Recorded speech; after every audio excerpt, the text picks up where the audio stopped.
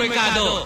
Ever since naman, di ba, from the start pa lang, wala na talaga. So, ngayon pa, di ba, ayoko rin mag-expect. Parang, noon pa lang, puro ano na puro, di ba, ang dami ko nang nag-give up. Pero si Jenilyn tila mag-isang hinaharap ang mundo. Ayon sa kanya, tanging sa kanyang mga kaibigan at kamag-anak na lang siya nakakakuha ng lakas. Hanggang ngayon, nagkakairingan pa rin sila ng ama ng kanyang anak na si Patrick Garcia.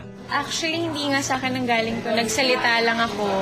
Gusto ko lang kung i-clear, nagsalita lang ako kasi nagsalita sila. Pero kung hindi sila nagsalita at kung wala silang inilalabas na kung ano-anong mga issue na hindi naman totoo, bakit pa ako mag-aaksaya ng panahon ko? Diba? Ayokong ma-stress dahil sa kanila. Give up na si Jen sa ideyang magiging maayos pa ang relasyon nila ni Patrick.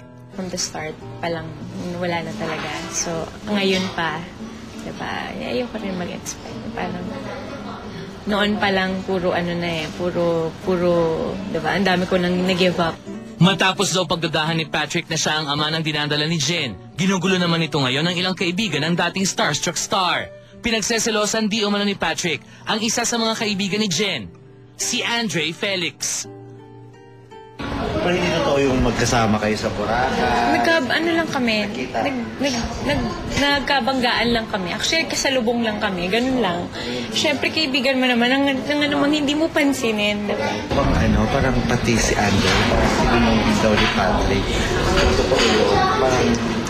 Pero alam ko, oo, tinetext siya ni Pat, tinatawagan, and